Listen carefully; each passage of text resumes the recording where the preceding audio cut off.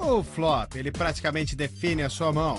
O próximo programa vai ser dedicado à estratégia para avaliar o flop, a força de sua mão e como tomar a decisão correta. Wallen. Existem mais coisas no poker além das cartas. Existe muita concentração por detrás dessas caras. Mas chega de poesia. Roda o VT, vai.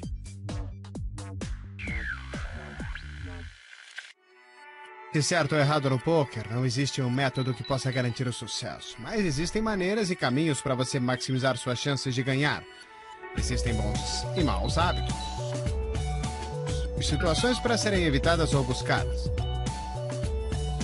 Existem aqueles que possuem o conhecimento para explicá-las. Nós vamos lhe ensinar como dominar o jogo, do básico ao avançado.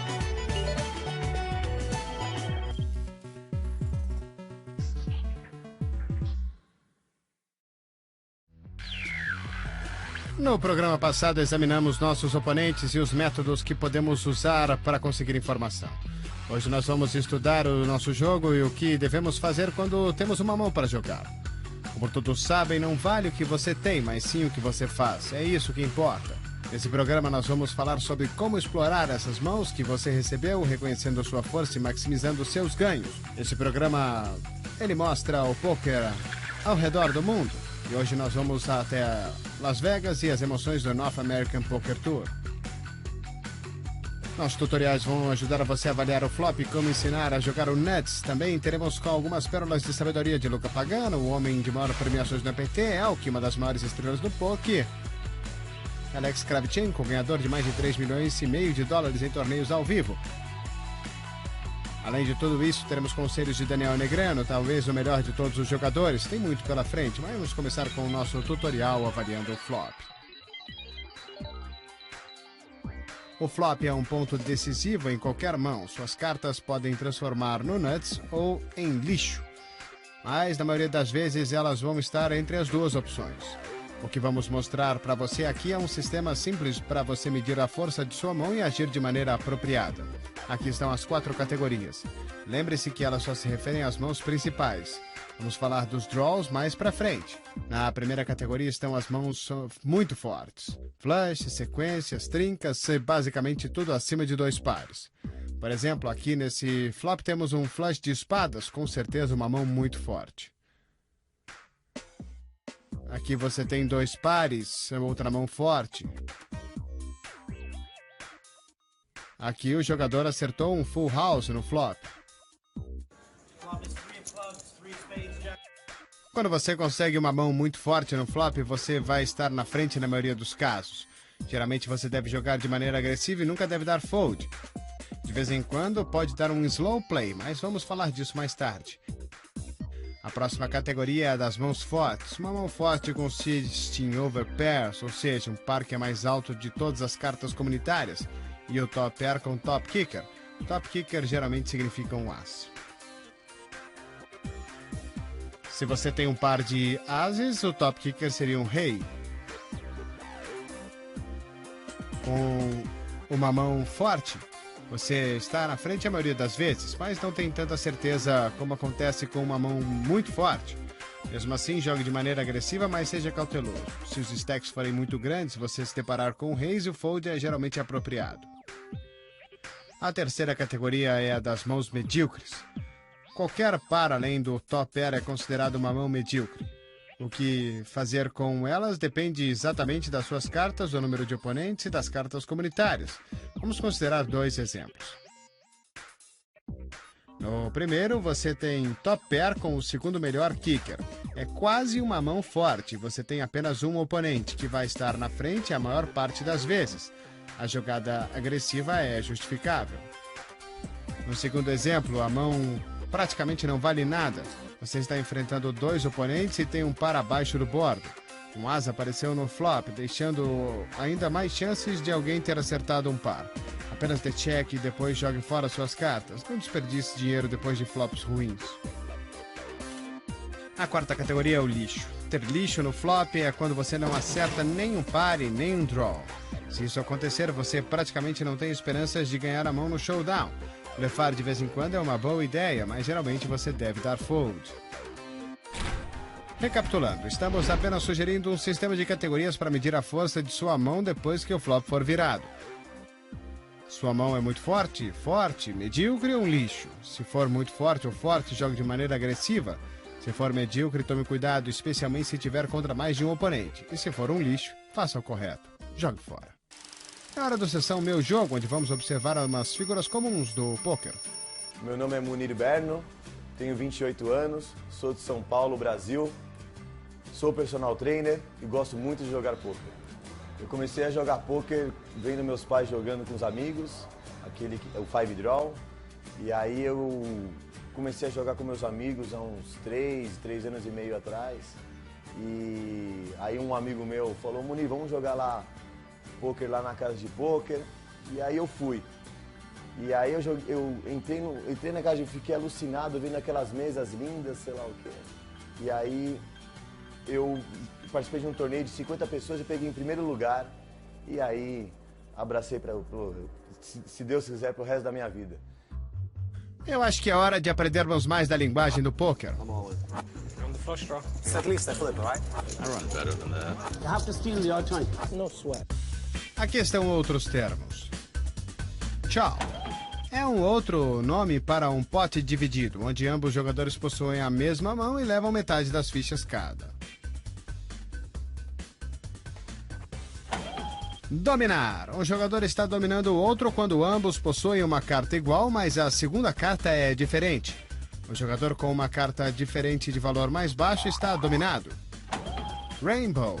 Se não existem duas cartas comunitárias do mesmo naipe, então é um board Rainbow ou arco-íris. Um flop Rainbow é aquele com 3 cartas de naipes diferentes. É simples assim. Esse é o último programa do nível 2 e estamos analisando a força do flop. Você não adora quando acerta uma mão monstro no flop? A questão é o que fazer depois. Quando você tem uma mão feita muito forte, não precisa se preocupar em estar atrás na disputa. Você precisa preocupar com os draws.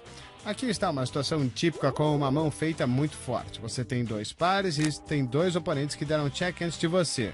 É quase certo que você está na frente. Existem muitas razões para se apostar agora. A primeira, existem muitos draws que podem acertar o turn ou o river. Qualquer espadas pode fazer um flush. Alguém pode acertar uma sequência com qualquer 10, 9, 8, 5, 4, 3 e um 7 pode fazer uma trinca ou superar seus 2 pares. Assim como qualquer as com um kicker melhor vai estar ganhando de você.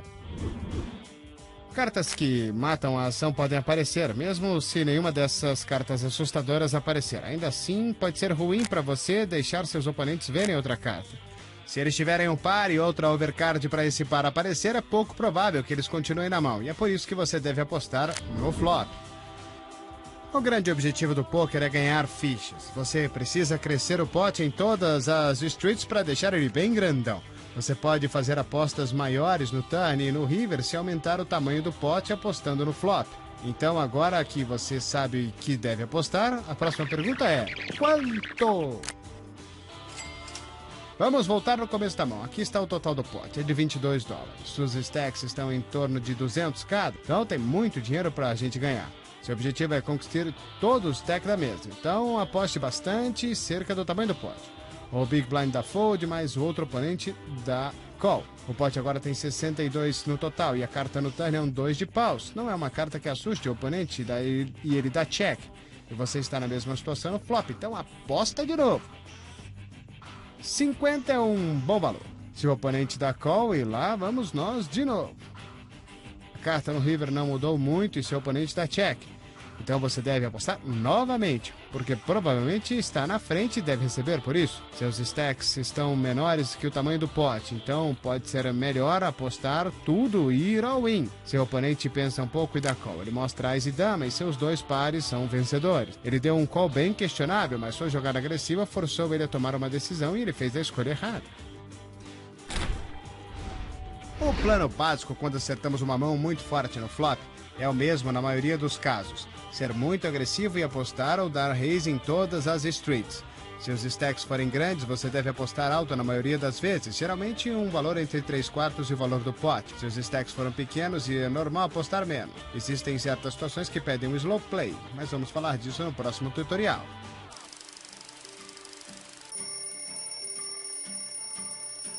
Esse ano foi muito bom para mim no poker. Eu tive várias conquistas que eu nunca imaginei que eu ia conseguir tê-las, né? Em um dos principais sites de poker, eu estou ranqueado em 8º lugar no Brasil e eu participei de algumas edições eu participei de duas das 3 edições do 120K, sendo que da Odds Brasil, sendo que a primeira edição eu peguei em 2º lugar e a segunda edição eu peguei em 1º. Né? Ou seja, o poker acaba sendo muito importante para mim, né? Tanto em diversão e tanto financeiramente, porque não que eu ganhe quanto eu ganho como personal trainer, mas ele faz uma bela diferença na minha conta bancária. Agora é hora de Daniel Negreanu analisar uma mão pra gente. Essa vem direto da Ucrânia e mostra por que é importante proteger a sua mão nos draws.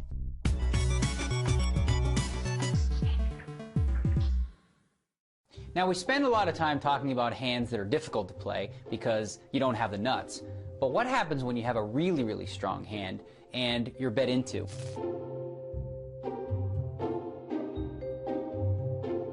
In this hand from the EPT Kiev, we're going to see a really interesting spot where we've got the nuts versus the set, but on the way there were some interesting things that happened on the flop. Let's just take a look. So with 2 7s here, Dovzhenko going to raise. It's pretty standard. Now for Tent, who's got King Jack of diamonds in the blind, he's got a few more chips and he wants to see a flop. Wow, so here's an interesting flop.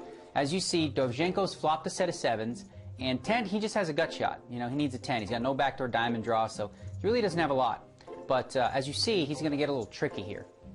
All right, now, when a player leads out in this spot, it's because they don't think their opponent has an ace, maybe, or they're trying to represent one. Like he called out of the small blind. He could easily have something like ace-queen or something along those lines. Now, if I'm Dovzhenko, I'm thinking, okay, this guy's either got a draw or he's got, you know, a big ace or something like that, and I can get it in with the 3 7. So I want to raise in the flop. You want to get the money in before the board gets too scary. As you can see, there's 2 spades, and, you know, there's an ace and a queen there, so a straight card might come off, a spade might come off, and if that happens, it'll kill your action. So I think the better play here is to raise. Let's see what Dovzhenko does. So he's just called, and look at this, a miracle card for 10. Now, Dovzhenko's in bad shape with a set of 7s, and really, it's going to be very difficult for him to fold now. And 10's going to make a healthy bet, hoping to get raised now, obviously, because he's got the nuts. And this is the right play. Now you have the nuts, you've bet this flop, you have to bet the turn. Because if you check the turn, it's too likely that your opponent will check back a mediocre hand. But he probably will call if he has an ace. So you want to bet the turn with the straight. And also you want to protect against a possible flush draw. So in both cases, the aggressive play with the nuts was the right one. Dovzhenko here moves all in with the 7s, sees the bad news, he's up against a straight. But in this hand, I like the way Tent played the turn with his big hand, but I'm not so sure I think that Dovzhenko played it right. I think in that case, he probably should have went ahead and raised the flop. Not a huge mistake, marginal, but every little mistake counts. So you always want to think about that when you have big hands as well. It's not just that simple. I've got a big hand, it doesn't matter what you do. It always matters what you do.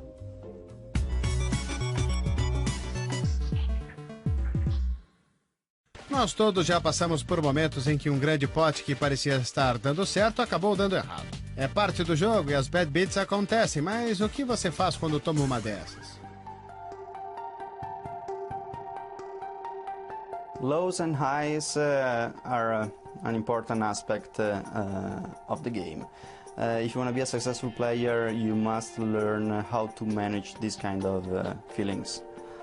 Every time that you put your emotions at the table, every time that your emotion can affect your style of game, then probably you're not gonna do the right thing at that time. Try to prepare yourself mentally that bad beats happens in this game. This is the part of the game. Always really hard to get a bad beat, especially when it's really deep in a tournament, because I mean, as long as you're in a tournament, you really have to forget it as soon as possible and try to play your best game, which is the end. Yeah. As long as you keep your head straight and focus and concentrate on your game and don't blow up, it all evens out in the end. Learn to control your emotion, cut your high, manage your lows, and keep trying.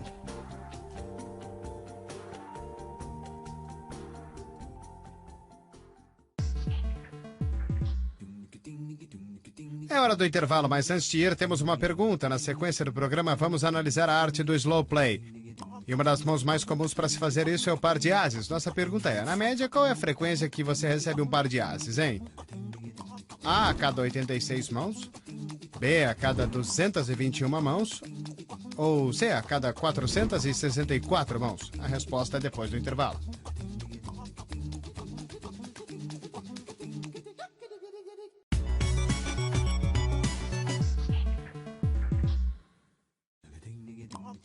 Estamos de volta. Antes do break, perguntamos qual é a frequência em termos estatísticos que você recebe um par de ases. E a resposta é B, a cada 221 mãos. Ter um par de ases significa ter o nuts no pré-flop. Mas o que acontece se você tiver o nuts no pós-flop? Vamos descobrir em mais um de nossos tutoriais. Olha só, como nós dissemos no tutorial anterior, é geralmente aconselhável ser agressivo quando você tem uma mão muito forte, certo? Mas existem situações que pedem o slow play. Pode ser perigoso, mas se você tem todas as condições presentes, vale a pena dar check em uma mão monstro. Sua mão precisa ser forte o bastante para poder dar cartas de graça para o adversário. Se você tem um nuts ou uma mão monstro, está em uma situação confortável e pode tentar armar uma armadilha. Se você acha que seus adversários vão dar fold em uma aposta, deve dar check. O principal objetivo é ganhar o maior número de fichas possível com o seu monstro. Então você quer que eles se mantenham na mão. Com o slow play, você quer induzir bluffs e receber ação. Se as duas primeiras condições acontecerem e você achar que pode receber ação nas streets posteriores, prepare a armadilha e deixe ele se enforcar. Agora vamos dar uma olhada em um exemplo e ver se as três condições foram atingidas ou não. Aqui um oponente dá raise pré-flop. Você dá call com um par de 8 no botão e o Big Blind dá call também. O flop te dá um full house, parabéns. O Big Blind dá check, mas o raiser pré-flop aposta. Agora você pode dar o slow play apenas pagando ou pode aumentar. Vamos analisar os critérios. Sua mão com certeza é forte bastante para você dar o slow play. Você tem um full house, afinal de contas, e seu oponente não pode ter mais do que 2 outs. O flop provavelmente não acertou seus oponentes. O Big Blind deve dar fold, não importa o que você faça. O raiser pré-flop provavelmente tem 2 cartas altas. E nesse caso é quase certo que ele vai jogar fora se você der raise, ou mesmo um par acima onde sua agressão vai assustá-lo do mesmo jeito. É quase certo que todos vão dar fold se você for agressivo. Se o seu oponente tiver overcards, ele pode fazer um par grande no turn. Se ele já tiver um par, ele provavelmente vai achar que está na frente e vai apostar de novo. Todos os critérios foram atingidos, então é um ótimo dar um slow play nessa situação. Só dê call na aposta no flop e espere seu oponente dar as fichas para você. Vamos ver outro exemplo. Você deu raise pré-flop com os seus ases e recebeu 3 calls. O flop veio com 8 de espadas, 9 de espadas e rei de paus. Vamos analisar os critérios novamente. Sua mão não é forte o suficiente para você dar o slow play. Você tem top pair, mas seus oponentes podem facilmente fazer um flush, uma sequência ou 2 pares. É difícil que seus oponentes vão dar fold para uma aposta sua. Alguém deve ter feito pelo menos o top pair ou um draw decente para dar call. Se alguém melhorar a mão e puder derrotá-lo, você provavelmente vai receber muita ação. Mas não é isso que você deseja. Ou seja, aposte no flop. E agora é hora de um pouquinho da sessão Meu Jogo. Como todo grande jogador de pôquer, na verdade, como todo jogador de pôquer, a gente sempre tem um sonho de chegar quanto mais longe, né? E eu estudo bastante, eu me dedico bastante para tentar um dia jogar o WSOP, o Main Event do WSOP, conhecer Las Vegas e jogar os torneios paralelos, jogar o Europa Poker Tour, ir para fora jogar, né? E é um sonho que eu tenho e que eu vou chegar, eu vou conseguir. Esse é o nosso último programa dessa série. Você já deve estar se sentindo bem mais confiante com o seu jogo. O cara que viu seu potencial online e conseguiu chegar no nível mais alto é Randy Nanonokolu. Depois de um começo lento, Randy passou a ver o seu jogo melhorar e logo estava jogando 24 mesas simultâneas. Depois de 4 milhões de mãos nos stakes médios nas mesas six-handed, ele conseguiu mais de 2 milhões de dólares em ganhos online e mais de meio milhão em bônus do PokerStars por ter alcançado o status de Supernova Elite, a maior conquista do mundo online. Ele é conhecido por trabalhar duro e ter um gráfico de resultados extremamente consistente, parecendo quase perfeito. Então preste atenção quando encontrar o nome Nanonoko ou bater de frente com Randy Liu nas mesas. Vamos para Las Vegas, onde Daniel Negreanu vai analisar uma mão do NAPT, o North American Poker Tour, onde um dos maiores jogadores do mundo arma uma armadilha perfeita para os seus oponentes, só dando slow play.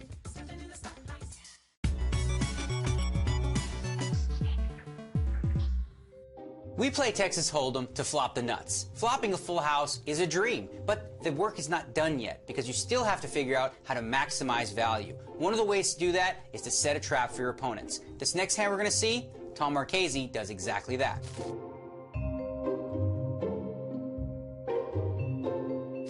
Okay, so here, Tom Marchese has pocket tens, a really strong hand, and he's facing a raise of 135,000. He elects to call here, which I like a lot of the time, where some players might re-raise and try to get it on before the flop. Tom is going to use position and maybe try to set a trap if he's lucky enough to flop a 10. So he goes ahead and makes the call, which will bring Sam Stein in the big blind to also call with 10-8 of diamonds. So a really good situation with pocket tens against 10-8 and 6-5. And there you have the miracle flop. You've got pocket tens, the flops come 10-3-3, and lucky for you, Sam Stein called and he's got a 10 as well. Not only that, Paredes also flopped a flush draw, so he's probably going to get action here if he doesn't do anything too stupid by going all in or something ridiculous like that. Both players are going to check over to Marchese, and this is a spot where you think, well, hey, you know what? I've got a full house. Why not bet? But Tom is too smart for that. He knows that if he has all the 10s locked up, it's unlikely that anyone has anything really that strong. So what he's going to like to do here is just check, hoping that if someone has a hand like king-queen, they'll catch a queen or a king. If someone has pocket sevens, maybe they'll catch a 7. Whatever they have, he's going to assume that they're drawing almost dead, that he can't lose this pot, so why not let them draw? In a lot of situations, you want to protect your hand. But when you have a hand this strong, what are you worried about? There's nothing to protect. What he's hoping for now is a really good action card. And the turn card does not disappoint. The 4 of diamonds improves both of his opponent's hands, but they still can't beat him. Now you see Sam Stein here with top pair and a flush draw. Not only that, Paredes has the flush draw that he flopped, also an open-ended straight draw. So both these guys think they've got a real chance. Little do they know, Marchese's sitting there with the nuts. He can't lose this pot. Sam, understandably, is going to bet here with top pair and a flush draw, feeling like he's got the best hand. No one bet the flop, no reason to be worried. With the big draw behind him, Paredes is of course going to call, figuring he can catch a deuce, a 7, or a club. Now here's the interesting part about this hand. Tom Marchese can raise here, but I think he's trying to slow play it even further. He figures, you know what? If someone has a flush draw, hey, last I checked, a full house beats a flush, so why not let them make their flush? He doesn't want to move them off their hand. He wants to allow them to make the strongest possible hand they can, because he knows no matter what they catch, they're not going to beat his hand. Beautifully played so far. He's getting maximum value. And this card should help him even more. A deuce on the river has helped Paredes. He's just made a straight. Of course, straight doesn't beat a full house. But strangely, Sam Stein is still going to bet here with just his pair of 10s. He feels like it's the best hand, and he's going to look for a little value. Now Paredes, he's just made a straight. No reason to think it's not good. He's going to go ahead and make a raise. He's put in a little over $1 million, so just like that, Tom has gotten maximum action. A bet in front of him on the river, and a raise on the river as well, aside from the fact that he got a bet and a call on the turn, all this extra value just because he played it very slow on the flop. Of course, now he's going to move it all in. All in. All in. So sick, yeah, 4s. I'm so sick. Yeah, whatever it is. And Paredes makes a good fold knowing, I know what's up. He was setting a trap. Having said that, though, the trap worked perfectly because he still got the chips in on the river. So the real lesson here is when you flop something really, really big, don't be in a rush to get the chips in. Play it like Tom Marchese once in a while and wait for the river, and you might get even more chips doing it that way.